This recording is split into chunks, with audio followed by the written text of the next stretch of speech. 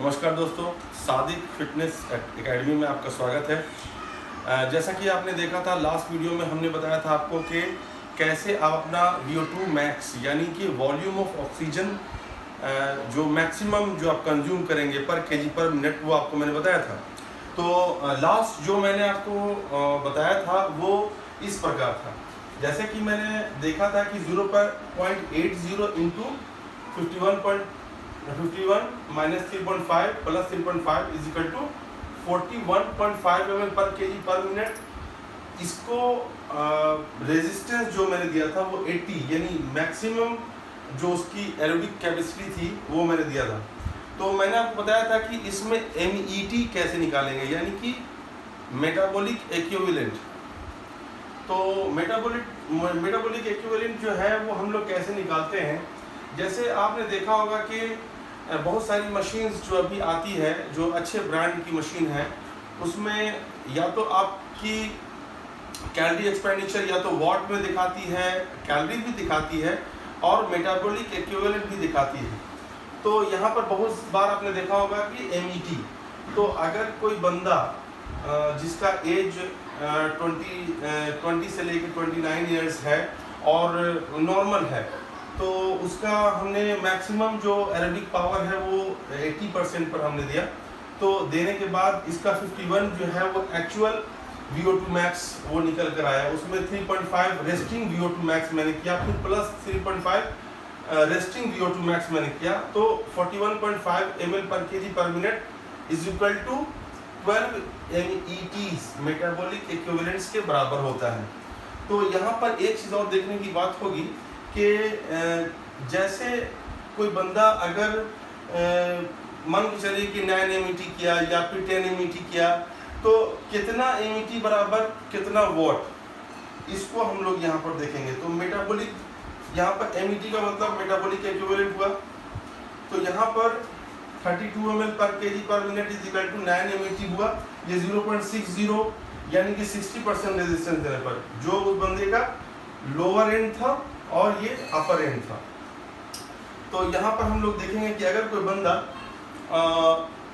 Activity, cardiac activity करते वक्त उसने 250 वॉट्स का इस्तेमाल किया, तो यहाँ पर ये देखेंगे कि हम लोग वॉट्स अगर हमने यूज़ किया, जैसे किसी मशीन में आप देखेंगे कि आपने जो एक्टिविटीज़ की है, चाहे वो साइकिलिंग किया हो, रनिंग किया हो, चाहे वो इलेक्ट्रिकल ट्रेनर किया हो, चाहे वो रोइंग किया हो, उसमें आप देखेंगे कि उसमें कितना वॉटेज का इस्तेमाल किया। तो बहुत सारे लोग सवाल करते हैं कि ये वॉट क्या है।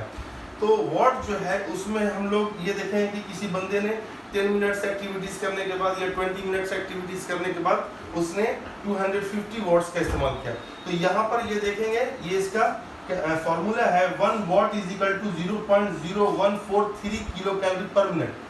तो अगर किसी बंदे ने 250 वॉट्स किया, 250 वॉट्स इज इक्वल टू इतना, तो यहाँ पर 3.575 किलो कैलोरी पर मिनट हुआ। अगर इस बंदे ने 250 वॉट्स किया, 250 वॉट्स इज इक्वल टू इतना करेंगे, उसके बाद जितना ड्यूरेशन होगा उसको मल्टीप्लाई कर देंगे, तो वहाँ पर किलो कैलोरी पर मिनट आपको उस ड्यूरेशन में कितनी कैलोरी उसने बर्न की, कितना वॉटेज का इस्तेमाल किया, सारा फॉर्मूला यहाँ पर आपके सामने आ जाएगा। तो दूसरी चीज़ और आपको मैं बताना चाहता हूँ कि हार्ट रेट को कैसे हम एनालाइज करेंगे, कि कौन से बंदे डिकंडीशन के लिए कितना होगा, एक नॉर्मल एज बंदे के लिए क्या होगा, एक हाईली इंटेंसिटी जो एक्सरसाइज करते हैं उनके लिए कैसा होगा। तो यहाँ पर हम लोग एक चीज़ देखेंगे कि आपने एक चीज़ और मैं बताना चाहूँगा कि बहुत बार ऐसा होता है कि 220 माइनस आपका एज जो है उसको माइनस करके जो MHR निकलता है उसी को हम लोग जनरली जानते हैं। लेकिन इसके बारे में और नेक्स्ट डे आपको मैं बताऊंगा कि कैसे अभी जो न्यू जो करंट जो आपको MHR कैलकुलेशन का जो फॉर्मूला है वो मैं आपको 4-5 मेथड से मैं कल बताऊंगा। तो अभी मैं बता रहा हूँ आपको कि MHR, तो MHR कैसे निकालते हैं। तो MHR जो मैक्सिमम नंबर ऑफ पॉपुलेशंस है उनके लिए यही यूज होता है। MHR कैसे निकालेंगे, जैसे 207 माइनस 0.7 इंटू एज, तो यहाँ पर आपका एज निकल, मतलब यहाँ पर आपका मैक्सिमम हार्ट रेट निकल जाएगा।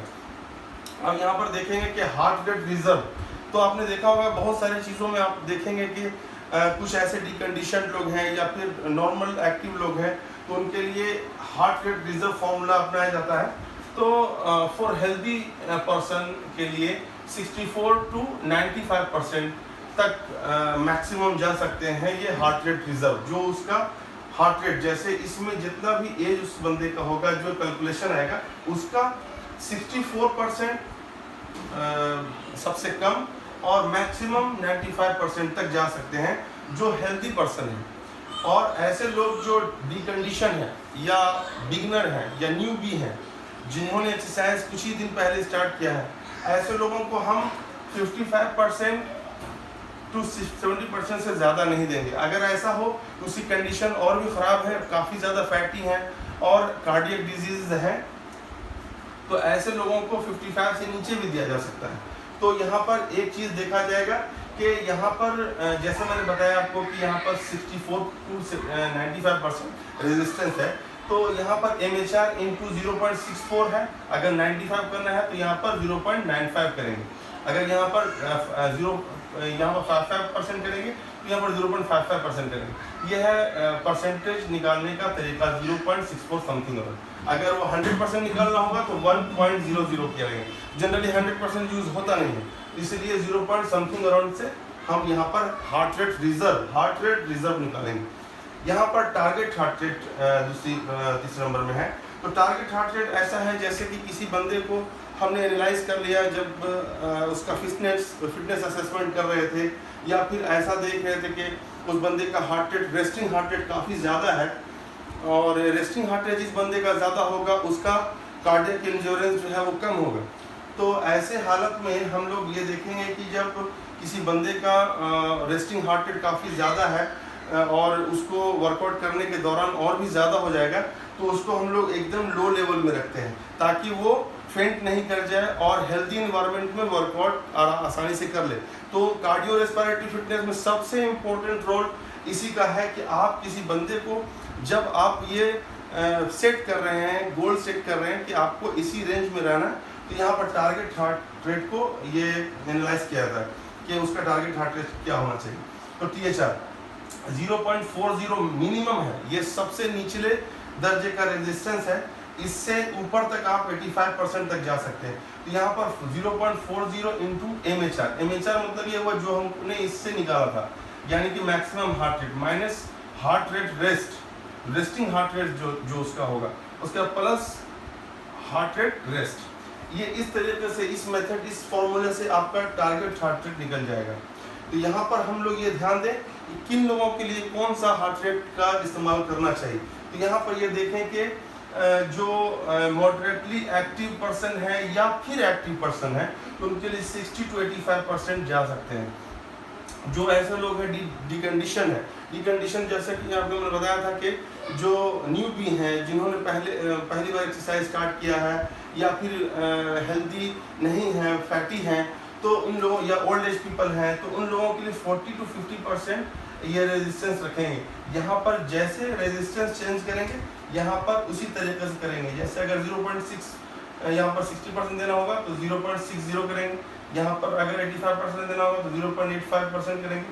तो ये इस तरीके से करने पर क्या हो जाएगा कि आपको टारगेट हार्ट रेट निकल जाएगा। हमेशा याद रखेंगे कि कभी भी किसी बंदे का सबसे पहले कार्डियक इंश्योरेंस चेक करना है कि उसका सबसे पहले सुबह के जो हार्ट रेट उसका रेस्टिंग है, उसको निकालने का तरीका क्या है कि सुबह अर्ली मॉर्निंग जब वो बेड से उठे, बैठे, रिलैक्स रहे बेड पर, और 2-3 मिनट के बाद उसका हार्ट रेट जो पल्स है वो चेक करें।